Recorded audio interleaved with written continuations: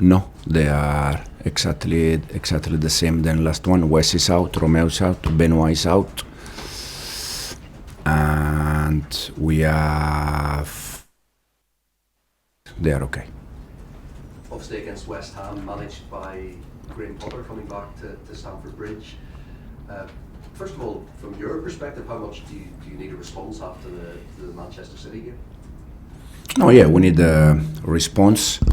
We need a good performance to try to win the game, but not because it's after City game. It's because we try to do always the same, and for sure could be a good option, a good moment to get 3 points, especially at home. And with Graham Potter coming back, did you see much of Chelsea when he was there? Did you maybe a bit of sympathy for him? Things seem a lot more settled at the club these days compared to maybe when he was there? No idea, because when he was here, I don't know how was the environment, how was the situation. From my point of view, I can say that since we start, I'm working happy with the right environment. Obviously, the day of the game is also deadline day. What impact does that have on you, if any? No, me and I think I said many times, it's the same situation for all the clubs, all the manager. I think it's good also because you can work just with the ones that you are sure they're gonna be with you until the end. So it's a good for me, but it's a good for all the clubs. Do you expect a player, at least one player, to come in before the deadline ends?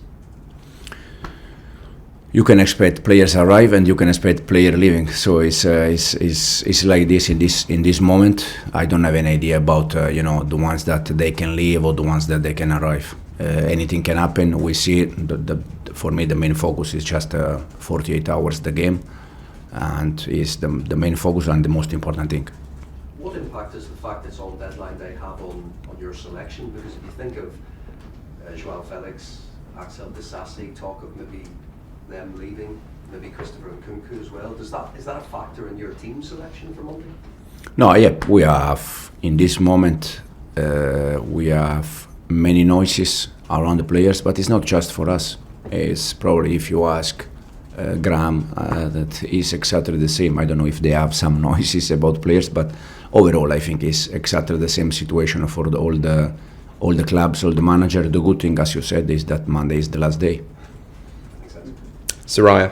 Hello, good morning. You said after the City match that when you press high you have to be brave, and that sometimes left your defenders 1v1 with Haaland, but you felt they dealt with it well. What was the philosophy going into that game, playing with sort of a high line and a mid-block? Because we've seen City previously been beaten with counter-attacks much easier. What was your thinking behind that? No, the plan behind the game, as I said, I think in that kind of games you have to be brave. You have to accept. You have two ways for me. The one is that you drop and you give them 80% of possession and you just wait. That sometimes you can be lucky and you can win the game or you can get the draw. And the other way is try to be aggressive, to try to be brave. I think especially second half, every time they try to play short from behind, we recover the ball, I think 90%. And 3 times they play long from Ederson to Haaland. 2 times they score, and 1 time they almost score with Marmoush, the shot from outside the box. It is what it is. You have to accept, you have to think that can happen when they have Ederson that is good in long range, and Haaland that is top in that kind of ball. But as I said, it's decision that you have to take before the game, and I prefer always to see my team brave instead than to sit back and be there 90 minutes and just wait for something. And Chelsea are one of the top teams in the league for crosses in the box, but the conversion has been a bit low. Jackson's obviously still improving match by match, and when you sub him, it's normally for Crystal, who's, you said yourself, not a 9.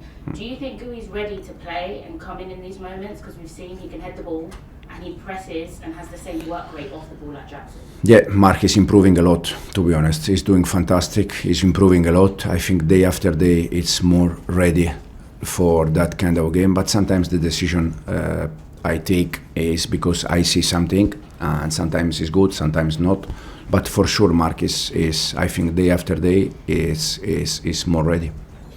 And you know Potter well, he knows some of the players here well. In terms of the London derby on Monday, we've seen West Ham's potential, some wins under him already. They've changed their shape, they've pressed in different shapes. What sort of tactical battle do you expect at Stamford Bridge? No, they are, as you said, they are very aggressive. I watched the game, the 4-5 games with the Graham in charge. You can see that they try to be very aggressive, even the last game against Aston Villa. So it's a game that will be a tough game, like always. And in terms of tactical, we have tomorrow, we have still 2 days to prepare the game, and we're gonna see. Thank you, good luck. Simon. Thank you. Hey Enzo, have you decided who's going to start in goal on Monday night? Will it be Rob Sanchez?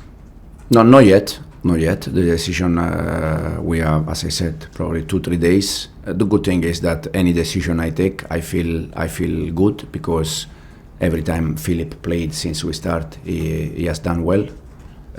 So Filip or Robert, we see, but any decision will be okay. Are you at all concerned about, I think we've asked you this before, the fans' reaction to Rob Sanchez? And one, would that be a factor in your decision? And two, would you urge the fans, if he does start on Monday, to get behind the team rather than perhaps voice their disappointment? No, the only thing I can say is that we need the fans. We need them. The players need them. Understanding that sometimes, for different reasons, they cannot be happy with the players or with the manager in general. They cannot be happy. But for sure, we need their support, because they have to trust our direction. I'm the first one that if I see something that I don't like, I'm the first one that I don't accept that, and they can be happy in terms of the way they try to work every day, the way they try to embrace all the situation we had this season, and I'm sure that at the end we're gonna be there fighting for something. Nizar. Can I just a general question? Last season at Leicester, after sort of dominating for several months, you went on a bit of a tricky run. What did you learn from that period, and is that helping you now in terms of coping with this difficult run at Chelsea? Yeah, happened exactly the same. That moment, the good thing was that we were dominating almost all the games, creating chances, but the big difference was inside the box. We conceded goal that we could do better, and we didn't score goal that we had many chances. More or less here is happening the same, because all the games we had chances to score. Even the last game, I think after 10 minutes we can be 0-2, and probably the game is completely different. So for me, the big difference in this moment, I know that we struggle with the results in this moment, in the last 6 or 7, 8, I don't remember. We struggle with the results, but the performance is there. Probably in some games the performance has not been there for 95 minutes, 100 minutes, that you need that. Has been for 60 minutes, 70 minutes, 45 minutes, and you need to be there for 100 minutes. For sure it's something that we need to improve. But for me, the big difference in this moment, in the last games, has been inside the box. We concede probably goals that we can avoid, and we could score the goals that probably in different moment we score goals. It's what it is. We need to continue and try to understand how we can improve these kind of things. Nizar. Enzo, Chelsea were in top form when you played Brentford in December, but then maybe there's a period where agents start to talk to players, they start to maybe have some offers and things like that. Do you think that's affected the squad? Because it seems like about 30% maybe of the players, they have these stories, these transfer rumours about them. 100%, affected the squad? 100% for me, yes. Could affect, but not only us, all the teams, because at the end, I said many times, they are human beings. And even if they say, no, I'm professional, I'm focused on this, at the end, if they are talking about you, about different clubs, probably the focus is not 100%. But as I said, it's not just for us. This can be something.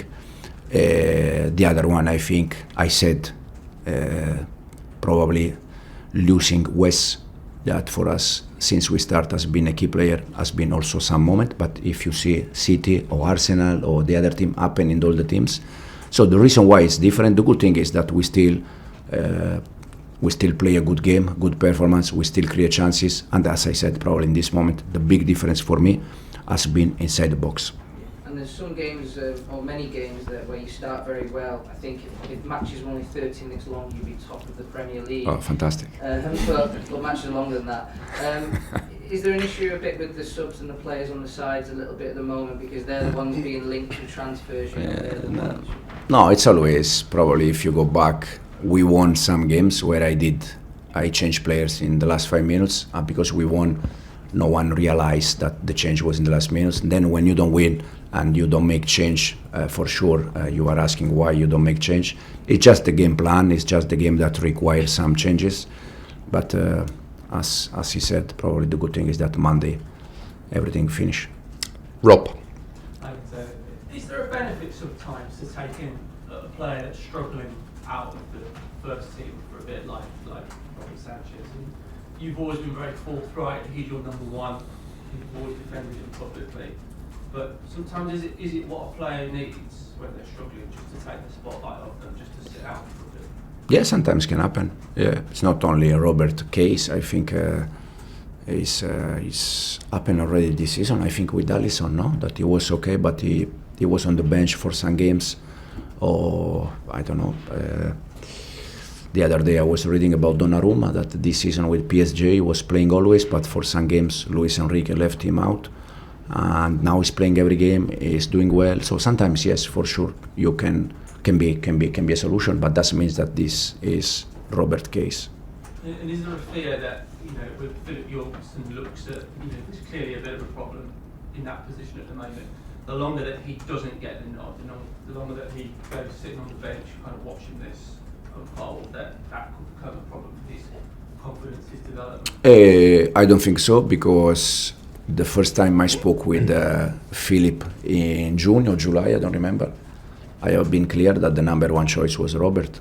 So you cannot come here and expect, for sure, if the number one is Robert, and then because we have two good keepers, we can make some different decision, for sure can happen. So that means that Robert can mistake every game and is always going to play. No, but the number one choice was Robert. Then we see during the season, and we see it Sunday. And we'll finish this section with Marty. Enzo, just for clarification, I read in the criticism of Robert that Kepa could be recalled. One, is it possible to recall him because of the terms of the loan? And two, have you thought about doing that? No, absolutely. No, absolutely not.